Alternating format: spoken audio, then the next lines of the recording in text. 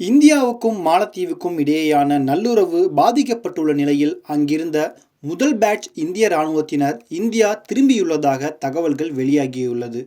இந்தியாவுக்கும் மாலத்தீவுக்கும் இடையே கடந்த சில காலமாகவே மோதல் போக்கு நிலவி வருகிறது.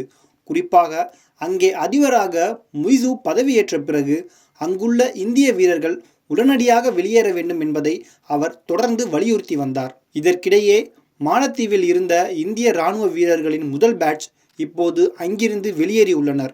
மாலத்தீவுக்கு இந்தியா அளித்த ஹெலிகாப்டர்களை கையாளவே அவர்கள் அங்கே இருந்தனர். இந்த சூழலில்தான் அவர்கள் ஹெலிகாப்டரின் செயல்பாடுகளை இந்திய சிவில் குழுவினர் ஒப்படைத்த பின்னர் மாலத்தீவில் இருந்து கிளம்பியுள்ளதாக அந்நாட்டு ஊடகங்கள் செய்தி வெளியிட்டுள்ளன. இது தொடர்பாக மாலத்தீவு தேசிய பாதுகாப்பு படையின் அதிகாரி ஒருவர் கூறுகையில், அட்டு நகரில் இருந்த சுமார் 25 இந்திய வீரர்கள் ஹெலிகாப்டரின் செயல்பாடுகளை இந்திய சிவில் குழுவினரிடம் ஒப்படைத்த பின்னர் அங்கிருந்து இந்தியா திரும்பியுள்ளனர் என்றார். அதே நேரம் மாலத்தீவில் இருந்து இந்திய இராணுவ வீரர்கள் திரும்ப வந்தது குறித்த தகவலை பாதுகாப்பு அமைச்சகம் உறுதி செய்யவில்லை என்றார். மாலத்தீவு தேசிய பாதுகாப்பு படையின் அதிகாரி மேலும் கூறுகையில், இருதரப்பும் ஒப்புக்கொண்டதுபடி இந்திய இராணுவ வீரர்கள் வெளியேறியுள்ளனர். மாலத்தீவு இந்தியாவுக்கு அளித்த ஹெலிகாப்டர்களை இனி இந்தியாவின் சிவில் வல்லுநர்கள் இயக்குவார்கள் என்றார்.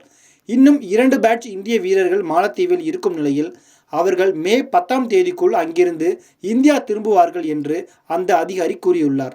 தீவுகள் கூட்டமான மாலத்தீவில் ஒரு தீவில் இருந்து மற்றொரு தீவுக்கு உடனடியாக செல்வது சிரமம். யாருக்காவது உடல்நிலை பாதிப்பு ஏற்பட்டு இருந்தால் அவர்களை மருத்துவமனையில் இருக்கும் தீவுக்கு அழைத்துச் செல்வதில் முதலில் சிரமம் இருந்தது. இதற்கு உதவவே இந்தியா இந்த ஹெலிகாப்டர்களை வழங்கியிருந்தது. அதை ஆப்ரேட் செய்யவும் பராமரிக்கவும் தான் இந்திய வீரர்கள் அங்கே இருந்தனர். ஆனால் அவர்கள்தான் உடனடியாக வெளியேற வேண்டும் என்றார் முய்சு. முய்சு பொதுவாக சீன ஆதரவு நிலைப்பாடு கொண்டவராக அறியப்படுகிறார்.